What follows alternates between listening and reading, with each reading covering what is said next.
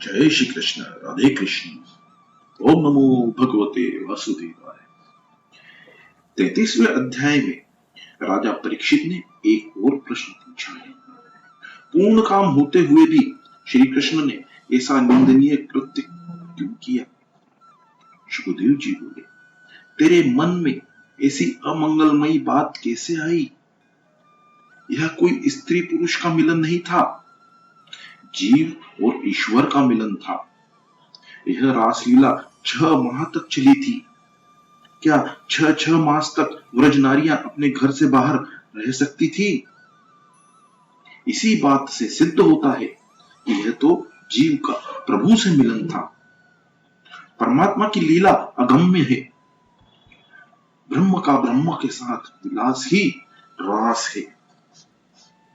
कृष्ण तो गोपियों में ही नहीं, गोपियों के पति में और सभी देहधारियों में आत्म रूप से विराजित हैं। वे तो ईश्वर हैं, सभी के साक्षी और परम पति हैं। भगवान श्री कृष्ण आत्मा है, राधा जी आत्माकार वृत्ति है, गोपियां आत्माभिमुख वृत्तियां हैं। छोटा बालक निर्विकार भाव से दर्पण में दिखाई देते हुए अपने प्रतिबिंब से खेलता है। इसी प्रकार इस लीला में आत्मा का आत्मा के साथ रमण है। इस रास लीला का चिंतन मनन करने से बुद्धि स्थिर होती है। बुद्धि तो चंचल है। 5 विषय उस पर अधिकार जमाना चाहते हैं, किंतु बुद्धि तो एक ईश्वर को ही अर्पण की जानी चाहिए। जीव का सच्चा पति ईश्वर ही है। गीता में अर्जुन से श्री कृष्ण ने कहा है, अपनी बुद्धि तू मुझे दे दो। काम अदृश्य है, इस अदृश्य काम को मारना है। वह सबको सताता मारता रहता है। क्रोध, लाभ आदि चले जाते हैं, किंतु अनेक अनर्थों के मूल काम का जाना बड़ा कठिन है। जिसका काम मरा उसका संसार भी मर जाता है, वह मुक्त हो जाता है। अगर काम को जीतना है तो केवल दूध और चावल का ही भोजन करो। रात्रि के समय गोपाल जी की पूजा और रासलीला का पठन करो।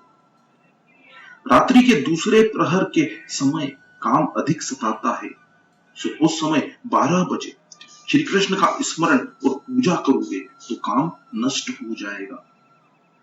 किसी भक्त ने पूछा, श्री कृष्ण ने रात के 12 बजे ही क्यों जन्म लिया था? भगवान ने स्वयं उत्तर दिया, यदि मेरा कोई भक्त उस समय मेरी सेवा पूजा करेगा तो वह काम के अधीन नहीं हो पाएगा। जीव को काम से बचाने के लिए ही मैंने रात के 12 बजे जन्म लिया है। भागवत तो भवरोग की औषधि है, किंतु सभी व्रत नियमों का विधि पूर्वक पालन करना चाहिए। महापुरुष वेद शास्त्रों की मर्यादा का उल्लंघन कभी नहीं करते हैं। स्वयं श्री कृष्ण भी ब्रह्म मुहूर्त के समय प्रातः 4 बजे शैया का त्याग कर देते थे। महाप्रभु वल्लभाचार्य जी त्रिकाल संध्या हमेशा करते थे। एक बार वे जगन्नाथ जी के मंदिर में गए। एकादशी का व्रत था। प्रसाद मिला, सुखड़ी एक लड्डू विशेष का। अब कहे तो क्या करें, समस्या आ पड़ी। प्रसाद के प्राशन से एकादशी के व्रत खंडित हो रहा है और प्राशन न करने पर प्रभु के प्रसाद का अपमान होने जा रहा है। उन्होंने सारी रात प्रसाद को हाथों में ही रखा और उसका गुणानुवाद करते रहे। द्वादशी का प्रभात प्रकट हुआ तो प्रसाद ग्रहण किया। महाप्रभु जी वल्लभाचार्य जी कहते हैं, विषय सुख में फंसे हुए विलासी के लिए यह पुष्टि मार्ग निषिद्ध है। श्री कृष्ण कैसे संयमी थे उसका वर्णन हमने ऊपर से विस्तार से पढ़ा है। वे गोकुल में जूते, सिले हुए कपड़े, अस्त्र शस्त्रों का उपयोग नहीं करते थे और मुंडन भी नहीं कराते थे। प्रभु की गोकुल वृंदावन लीला इस प्रकार शुद्ध प्रेम की लीला है। वृंदावन में केवल बांसुरी बजाते हैं, ये वंशी शुद्ध प्रेम की ही है। कुछ महात्मा केवल रासलीला तक की ही भागवत कथा सुनना चाहते हैं, क्योंकि इसके आगे तो मथुरा की राजलीला है, जिसमें युद्ध, वध, विवाह आदि की बातें हैं। मथुरा और द्वारिका में श्री कृष्ण मधुर बांसुरी नहीं बजाते, शंख फूंकते हैं। वेदों के मंत्र भोग परक होते हुए भी उनका तात्पर्य त्याग परक ही है, प्रभु के साथ तदाम्य पाने से है। वेदांत अनुभव का विषय है, केवल वाणी विलास का नहीं है। यदि जेब में से 5 रुपए का नोट गुम हो जाएगा तो परीक्षा हो जाएगी कि वेदांत के मंत्रों को तोते की भांति बोल लेने वाला वह वास्तव में वेदांती भी है या नहीं। 5 रुपए के नोट की कोई कीमत ही नहीं है, किंतु उस नोट के लिए अतिशय आसक्ति का होना बुरा है। वेदांतों के सिद्धांतों का अनुभव सरल नहीं है। गोपियों ने तो भक्ति का सरल मार्ग बतलाया है। लोगों को प्रेम लक्षणा भक्ति का मार्ग दिखाने के लिए ही कृष्ण अवतार है। प्रतिदिन रात्रि को इस रासलीला का चिंतन करो। बड़े बड़े महात्मा भी इस काम नाश के हेतु रात्रि को स्नान करके इस रास पंचाध्यायी का पाठ करते हैं। यह लीला चिंतनीय है, अनुकरणीय नहीं है। इस लीला द्वारा ही भगवान ने काम का पराभव किया। काम सबसे बड़ा हृदय रोग है। काम क्रोध को जन्म देता है। काम का विनाश होने पर कृष्ण निकट आ जाएंगे। रात्रि को सोने से पहले स्नान करो। गृहस्थ की शैया शुद्ध नहीं होती है। पवित्र कमली पर शयन करके रास लीला का पाठ किया जाए तो काम मरता है। जो वक्ता श्रोता इस लीला का मनन करेगा उसके काम का नाश होगा। रासलीला के बाद विद्याधर सुदर्शन की कथा आती है। ऐसा क्यों है? अपने सौंदर्य का अभिमान कभी न करो। सत्कर्म दीनता लाने के लिए है। प्रभु को दीनता प्यारी है। उद्धत व्यक्ति प्रभु को पसंद नहीं है। किसी भी जीव को शुद्र मानने वाले व्यक्ति की भक्ति कभी फलवती नहीं होती है। जहां जहां दृष्टि दौड़े वहां ईश्वर का दर्शन करना ही दीनता है। दीनता तो प्रभु को प्रसन्न करने का साधन है। रावण की तपश्चर्या भी कुछ कम नहीं थी, किंतु उसमें भोग लालसा थी, दीनता नहीं। अपने को निरअभिमानी बतलाने वाला भी सूक्ष्म रीति से अभिमानी ही है। 34वें अध्याय में सुदर्शन विद्याधर की कथा है। शिवरात्रि का पर्व था। नंद बाबा अंबिका वन की यात्रा पर गए हुए थे। पुष्कल दान दिया गया। रात्रि के समय सबने सरस्वती के किनारे मुकाम किया। वहां रहने वाला अजगर नंद बाबा को निकलने लगा। श्री कृष्ण के चरण स्पर्श से वह मर गया और उसमें से एक देव पुरुष प्रकट हुआ। भगवान ने अनजान बनकर उससे पूछा, कौन हो तुम? उस देव पुरुष ने कहा, मैं अगले जन्म में सुदर्शन नामक विद्याधर था। मुझे अपनी सुंदरता पर अभिमान था। कुरूपों को देखकर मुझे हंसी आती थी। मैंने एक बार काले कुबड़े ऋषि अंगिरा को देखा तो मैं अपनी हंसी रोक न सका। ऋषि क्रोध से भड़क उठे, अरे उद्धत, मेरा शरीर भले ही काला कुबड़ा है, किंतु मन हृदय तो उज्जवल है। किंतु तेरी बात तो ठीक उल्टी ही है। मैंने तो सत्संग से अपनी कृति सुधार ली है। तेरा तन तो उजला है, किंतु मन काला कलूटा है। मैं तुझे शाप देता हूं कि तू अजगर बनेगा। शरीर में कौन सी सुंदरता है? यह रुधिर, मांस, हाड़, चमड़े से बना हुआ है। यदि रास्ते में हड्डी पड़ी हो तो लोग कतराकर निकल जाएंगे। सो शरीर को सुंदर मत मानो। किसी की आकृति और त्वचा का रंग मत देखो। त्वचा का चिंतन करना पाप है। महात्मा रंग रूप आकृति नहीं, कृति देखते हैं। आकार तो मन में विकार उत्पन्न करता है। संसार के शरीर के सौंदर्य का चिंतन करने से मन चंचल हो जाता है। परमात्मा के सौंदर्य का विचार करने से मन शांत होता है। शरीर और संसार को सुंदर माना नहीं कि पाप शुरू हो जाता है।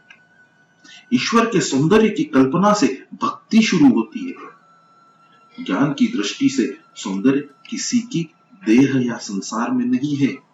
सौंदर्य तो अंदर है। सौंदर्य तो मन में होता है, हृदय में होता है। रूप रंग आकृति में नहीं, व्यक्ति के हृदय का सौंदर्य देखो, शरीर का नहीं।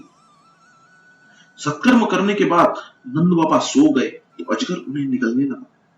इसका अर्थ यह है कि सत्कर्म करने के बाद जागृत रहना चाहिए। सत्कर्म कर लेने के बाद लोग आत्म प्रशंसा, प्रमाद, निष्क्रियता में डूब जाते हैं। सो अभिमान रूपी अजगर उन्हें निगलने लगता है। रात्रि के समय जागने का अर्थ है स्वयं कुछ भी नहीं किया है ऐसा मानना और अनुभव करना। सत्कर्म हो जाए तो मान लो कि प्रभु की कृपा के कारण ही वह सब कुछ हो सका है। प्रभु ही ने मुझे निमित्त बनाकर वह सत्कर्म किया है। आगे शंखचूड़ के वध की कथा आती है। गोपियां रात्रि के समय श्री कृष्ण के साथ रास लीला करती थी और दिवस के समय भी श्री कृष्ण लीला में लीन रहती थी। युगल गीत और वेणु गीत के भाव समान है। मनुष्य जब निठल्ला बेकार बैठा होता है उसके मन में पाप आता है। रात को जप करो। निवृत्ति के समय मन को काम, सुख, द्रव्य आदि की ओर नहीं जाने देना।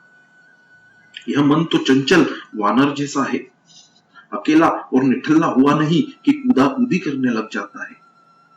उसे हमेशा सत्कर्म, शुभ चिंतन में लगाए रखो। कुछ काम न होगा तो वह बुरे विचारों में उलझ जाएगा। सो हमेशा भगवान का स्मरण और सत्कार्य करते रहो। आंख, कान, नाक, जीभ, मन सभी को भक्ति में लगाए रखो। एक ब्राह्मण की पत्नी की मृत्यु हो गई तो वह बेचारा दुखी हो गया। घर में छोटे छोटे बच्चे थे और देखभाल करने वाला कोई नहीं था। उसने थक हार कर अपने मित्र से अपनी राम कहानी सुनी तो मित्र ने भूत प्रसन्न करने का मंत्र दिया। ब्राह्मण ने मंत्र जाप करके भूत को प्रसन्न कर लिया। भूत ने प्रसन्न होकर कहा, मैं तुम्हारे सभी कामकाज करूंगा, कि तुम्हें बेकार नहीं बैठ सकूंगा। यदि मुझे कुछ काम न दिया गया तो मैं तुम्हें खा जाऊंगा। भूत तो सभी कुछ काम कुछ ही मिनटों में खत्म कर देता था। ब्राह्मण चिंतित हुआ कि यह बेकार हो गया तो मुझे खा जाएगा। उसने मित्र से बात की। मित्र ने उत्तर दिया, अपने आंगन में एक बड़ा सा बांस गाड़ दो और भूत से कहो कि कामकाज से निवृत्त होने पर इस बांस पर चढ़ते और उतरते रहे। ब्राह्मण ने वैसा ही किया। भूत समझ गया यह तो मेरा भी गुरु है। वह शांत हो गया। मन भी उस भूत जैसा ही है। इसे काम न दोगे तो वह तुम्हें खा जाएगा। जब तक नींद न आने लगे बिस्तर के पास तक न जाना और काम में लगे रहना चाहिए। जिसे मन की चंचलता का भान हो जाए उसे आत्मदर्शन हुआ है ऐसा मान लिया जाए तो कोई आपत्ति नहीं है, क्योंकि एको देवो मनः साक्षी। गोपियां सारा दिन घर का काम काज करती थी और रात को इकट्ठी होकर कृष्ण लीला का चिंतन करती थी, कीर्तन करती थी।